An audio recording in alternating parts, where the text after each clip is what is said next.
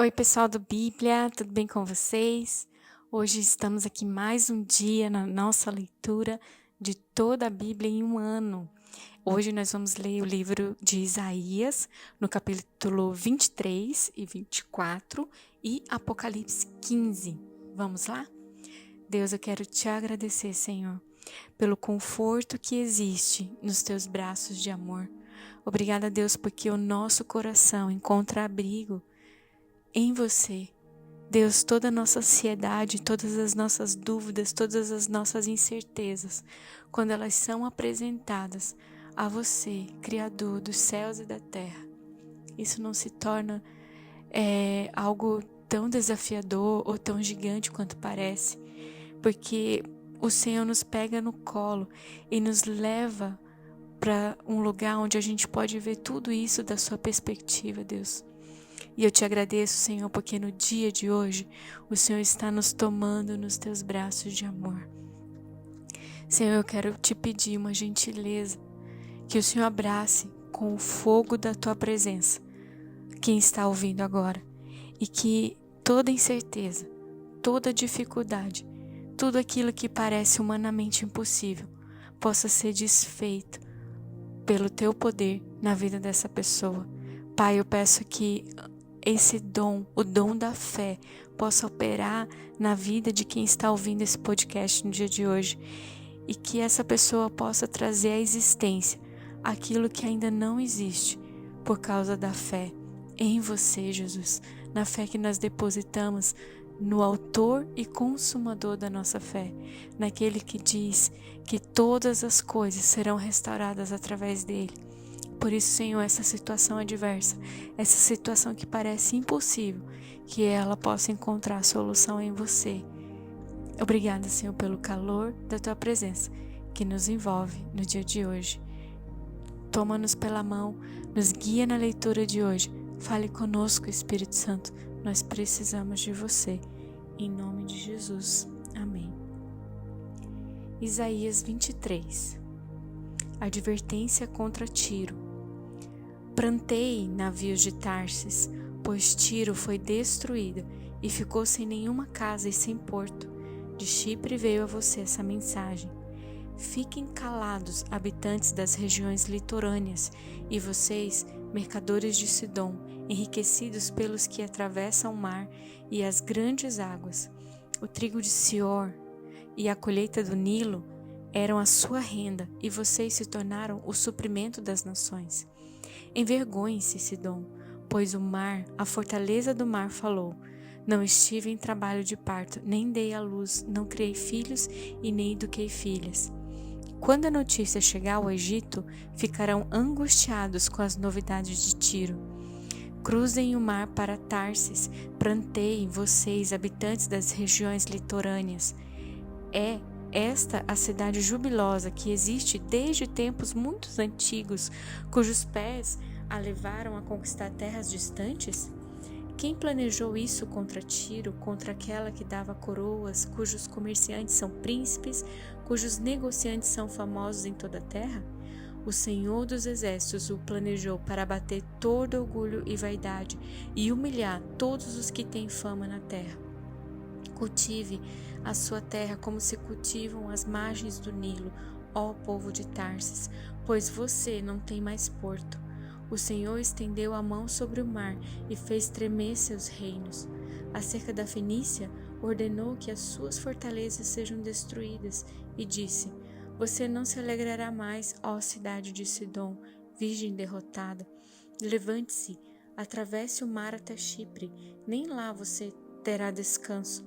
Olhem para a terra dos babilônios, esse é o povo que não existe mais. Os assírios a deixaram para as criaturas do deserto. Ergueram torres de vigia, despojaram sua cidadelas e fizeram dela uma ruína.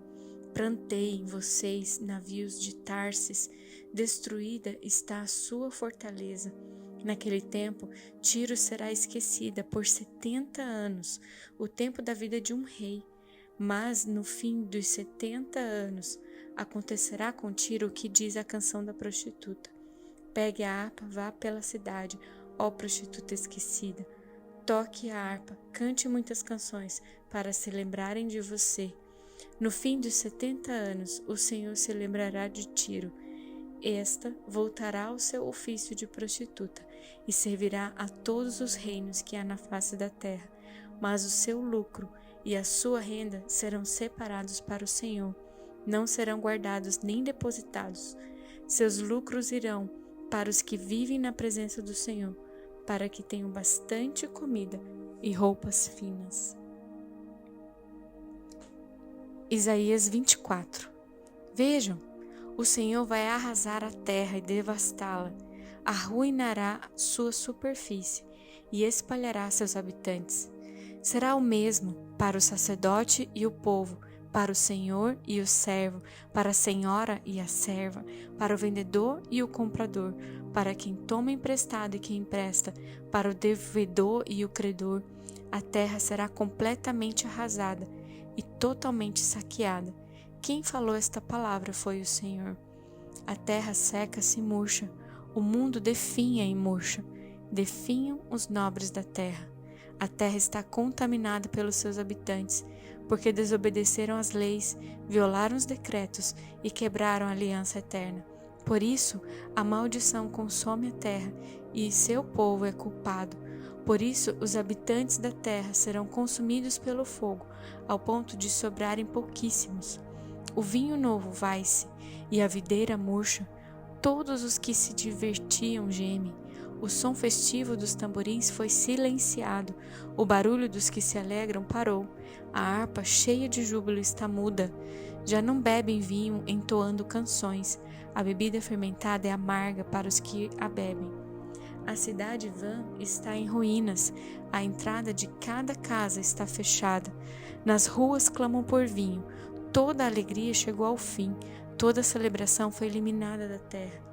A cidade foi deixada em ruínas, sua porta feita em pedaços. Assim será na terra, entre as nações, como quando se usa a vara na oliveira, ou se buscam os restos das uvas após a colheita. Ergam as vozes, cantam de alegria, desde o ocidente aclamam a majestade do Senhor. Deem glória, pois, ao Senhor no Oriente, e nas ilhas do mar exaltem o nome do Senhor, o Deus de Israel. Desde os confins da terra ouvimos cantar, glória seja dada ao justo. Mas eu disse, que desgraça, que desgraça. Ai de mim, os traidores traem, os traidores agem traiçoeiramente. Pavor, cova e laço os aguardam, ó habitantes da terra. Quem fugir ao grito do terror cairá na cova, quem sair da cova será pego no laço. Abertas estão as comportas dos céus, tremam os alicerces da terra. A terra foi despedaçada, está destruída, totalmente abalada. A terra cambaleia como um bêbado, balança como uma cabana ao vento. Tão pesada sobre ela é a culpa de sua rebelião, que ela cai para nunca mais se levantar. Naquele dia, o Senhor castigará os poderes em cima nos céus e os reis embaixo na terra.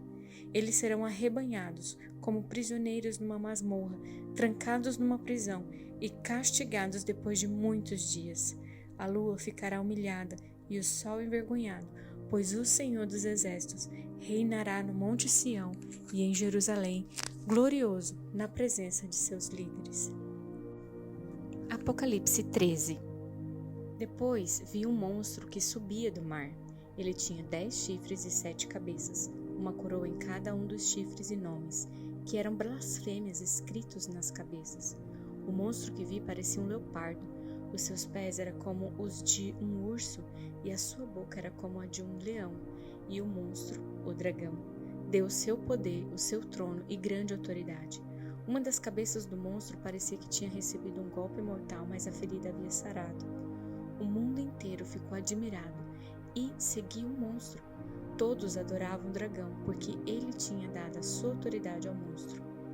Eles adoravam também o monstro, dizendo: quem é tão forte como o monstro? Quem pode lutar contra ele? Foi permitido ao monstro se gabar da sua autoridade e dizer blasfêmias contra Deus. E ele recebeu autoridade para agir durante 42 meses. Ele começou a blasfemar contra Deus, contra o seu nome, contra o lugar onde ele mora e contra todos os que vivem no céu. Foi permitido que ele lutasse contra o povo de Deus e o vencesse. E também recebeu autoridade sobre todas as tribos, nações, línguas e raças. Todos os que vivem na terra o adorarão, menos aqueles que, desde antes da criação do mundo, têm um nome escrito no livro da vida, o qual pertence ao Cordeiro que foi morto. Portanto, se vocês quiserem ouvir, escutem bem isto. Quem tem de ser preso será preso. Quem tem de ser morto pela espada será morto pela espada. Isso exige que o povo de Deus aguente o sofrimento com paciência e seja fiel.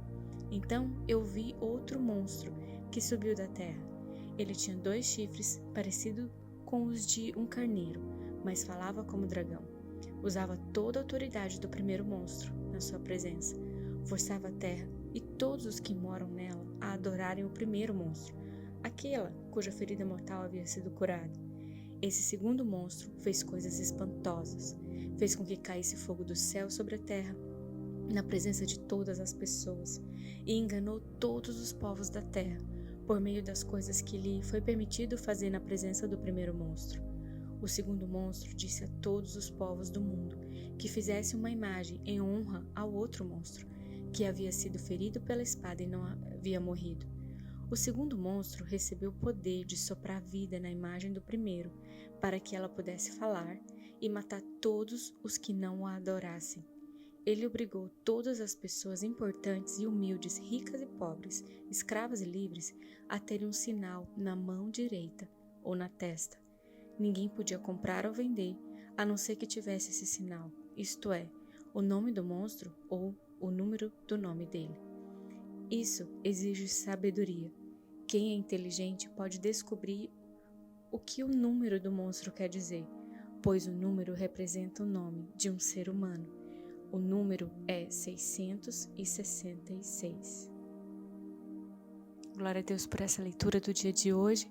Isso fala sobre coisas que estão por vir e que o Espírito Santo guarde essa mensagem no seu coração. Até amanhã.